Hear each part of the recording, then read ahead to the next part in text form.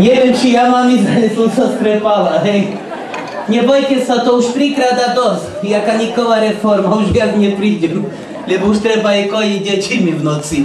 Však teraz tá som sa rozčiľovala. Normálne som mala tlak na od 180, skoro sa mi HKG vyrovnalo. Čo som taká bola šokujúca. Boli sme u mesiara, predo mnou stal policaj, ja som stala vedľa, tak si hovorí policaj: pán mesiar, prosím si pol kila cigánskej pečienky. A ja som bola na rade a hovorím: pán mesiar, a mne 3 šandárske hlavy, ale na rešte. Keď si on moju pečienku zapýtal. A tak som išla domov. Lebo taký krásny deň, ako my sme mali do života, to už nikdy nebude. Predstavte si. Vyhrala som do šporky, prídem domu, svokra umiera, keď sa darí, tá sa darí. Ležala na posteli, tak rozťahla závesie a hovorí: Aranka, vonka slnko svieti a ja zomieram. Zatiaľa som závesie a hovorí: svokra, len sa nerozpíľuje, ale sústreď sa na odchod. S radosťou odišla. Ale takú, ako my dovolenku sme zažili, to nikto nemal. Boli sme až do Izraela. Krásne. Čo ideme robiť? A sa ideme plúkať do vodiča, čo ideme robiť? A nevidíte, že ide burka. A čo kričí, že si nezažil jarovnice, to čo mi ty hovoríš, burka? Vyťahol kalgon, posypuje sa kalgonom a teraz čo robíte? Tak idem do vody, takže by som vodný kameň nelapila, to čo robím? Plavala vo vode, ale tak ja vrava plavčí, čo keď prišla taká burka, čo keď blesk uderil rovno do svoky, zasiahol ju. A plavčík hovorí: vravel som vám, teraz si ju z vody vyťahnite s radosťou, pán plavčík. Ťaháme svokru do breha, ešte dýchala, sadla som na ňu, s radosťou umrela, široký úsmev mala, čo sa nadýchlo nemohla, odišla, A plavčík, ktorý ale na brehu ju nemôžete nechať, musíte ju pochovať. Tá porad niečo.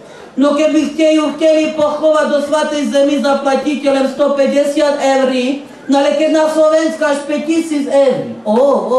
Rozhodnite a máte na to peniaze, no. My sme dali hlavy do kopy a hovoríme: viete čo, plavčík, my ju radšej ťaháme na Slovensko. A ten hovorí: no nemôžete ju radšej do Svatej Zemi. No môžeme do Svatej Zemi, ale vy pamätáte históriu? Pred 2000 rokami tiež tam jedného pochovali, na tretí deň stal: my nebudeme riskovať, Čo keď sa história zopakuje, nie?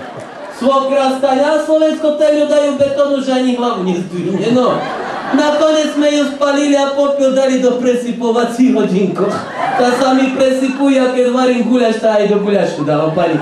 Viete, jak boli pankrát so servácom, To tie gačovky pozdravujem, lebo vy ste mi radili do Slovinky, Vy ste takí jak GPS, či jak sa to hovorí. Vy čo taký máte pekné žlté, a taká vedľa vás, to vy ste sestry. Sa podobáte, lebo tá bohatša bo má okuliare, Tak vás pozdravujem, kočky. Všetko dobre, nech sa vám darí, najkrajšie baby, A to máte svoje? Či sinifóny? Sinifóny, pani. Ja dávam, ale tak sa zbespiť musím, čo? Normálne večer odkladám do skrini, Čo sa normálne nikdy už by som neišla. Starota, hľadali sme ťa. Jak rybku Nemo, Lebo nám trebalo poradiť i privítať tých, a som nevedela. Čo? Gadživka? Hovor, neboj sa nič. Tak asi jak Tomanova v tým kalape, Že jak sa povie po nich: vitajte, znáš? Ani toto neznáš. Tak ty môžeš z prvého ročníka, jak ja. Starosta, to nevadí, no, na druhé musíme sa učiť viacej, asi tak nie, starosta? Dobrodošli. Aj dobro vypijeme, Konečne, tak ty rozumieš, a ja sa tak tu trapujem, Taká si ty multifunkčná, aj na Slovensku, aj do domu, Dobrodošli, vidíš? Takoj pani.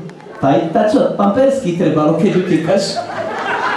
Dobrodošli a už dobro ide, Lenže by sa budar neprebačil, moja zlata, pozdravujem to domáci, dobrodošli. Tak, to vidíš, čo to 3. stupeň ohrozenia.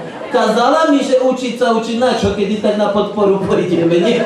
Však teraz tak som sa rozčulila na učiteľka, hovorím: Aranko, deťom zrobíte slovú prácu, cigáni idú do neba, buď rada, že ty na zemi, Celé dni som chodila po požičovňu, máte taký film, cigáni idú do neba.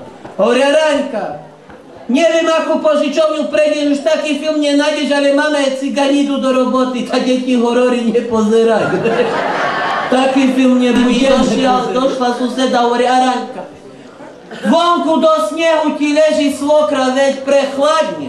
Čo tak kričíte, tretí deň tam leží, ešte ani raz nekýchla.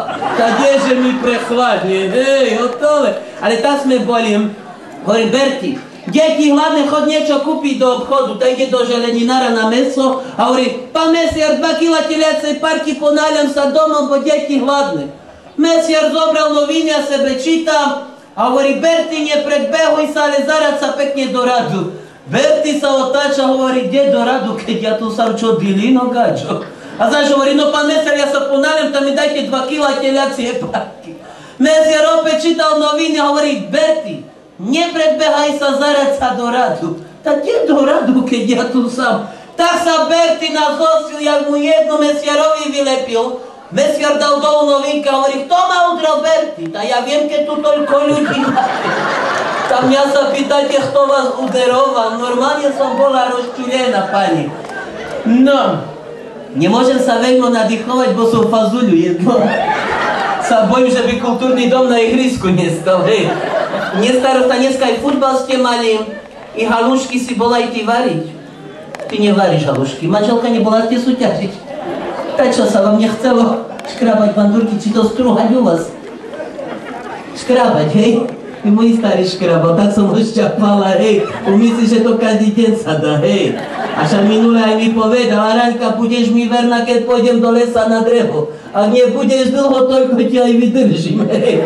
Viete, moje zlaté, to my už tak máme, takým ideme tempom, čo sa zbesňovať musíme. A tak sa predstavte, vybral sa slepý, chromý, že pôjdu za Božičkom, Berti nevedel, tak sa zaradil, že pôjde s nimi. Idú dlhú trasu pre dlhú, tak prídu, pán Božko si sedel na tráve a hovorí, no kde idete putníci? Oni hovoria, to za tebou. A čo chcete?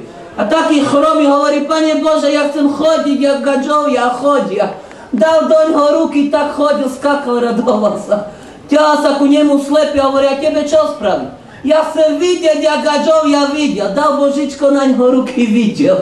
Ide dávať ruky na Bertiho a Berti hovorí, no ale Pane Bože, ty ešte na mňa ruky nedávaj, prvý mesiac invalidný beriem, hej. Ja som myslel, že peniaze budú dávať, hej. Gadžovky moje, aj teraz som tak zažila, ešte jedno poviem, ťahám kablim. Ja som bola s deťami teraz na kúpalisku, 17 detí mám. Ja nabehla do bazéna, gadžovia z vody, rezerváciu sme mali, hej. No ja sme sa začali kúpať čisto bahenné kúpele, dojde plačo, hovorí, vonka z vody, idem bazén čistiť. Teraz, keď som sa rozplávala, začal vypúšťať vodu, pošli moje bombardiaky dolu rurami. Ostala som na dne a teraz, ktorý vonku z vody nebudete robiť žaburinu, tak jak ti pôjdem hola? To je tvoj problém. No ešte šťastie, že kolo bazéna boli také tabličky s napisami, čítať neznám, tam som sa pozakrivovala predogy zadu a tak som utekovala. Tak sa plavčí smiala, hovorí, no čo sa smejaš, nikda si nevidel holú ženu. Ktorý hole ženy, hele, čítam tie napisy s tabličkami, jak si sa poprikryvala, tak čo na nich? Na zadku máš tabličku pre začiatočníkov a na pätku hlboko na 2 metre. No keby som nemala diazepam, to umreš do bazéna, hej, gačovky moje. Tak som bola šokovaná, čo normálne až pod. Tak všetko dobre prajem, že by vás voda obchaďala, že by vás neplokalo, že by sa zemiaky urodili, že by mali sme čo zberať. Nemamo. Sadíte, či už nie? Len po cichu to chce povať si baguľu. Opýtam še vedia, vy sadíte, mamo? Ste štrikali, poštrikovali ste už. Ako tak som myslela. Proti otrave, či proti, jak sa povie starosta? Proti mandolinku? Nie, proti buríne, ty. Mandolinka ja. Večer budem ťa oxidovať, nič se neboj. Už si me rozpalili a mikrovlnku, manželka i tak má teľo roboty, popratať treba, hej. Manželka, také čavoro ti dám, čo budeš pamätať, hej. Nič sa neboj, moja. Ale máš peknú manželku, taká ticha, to i doma taká. Či ťa bije doma? Kľudná, hej, ste vy taká ste kľudná rodina. Nic vás nerozmeta. Tak choďte skontrolovať, či máte kolesa na aute, hej. No gaďovky moja, ja ťaukame, ale opäť prídu zaspievať, ale to ešte povie moderátor asi, nie? No poď, pán prezident. Či ty nes medzi dverou utoríš? Poď môj, bo máš nové... Jaj to gaďovka, je blondinka, hej? Ja vy jak policajti, ešte jaku vám chybujem, hej? Oni už dačo povia, ja idem, maj sa ešte kraj starosta, rezervácia u teba, hej, čau.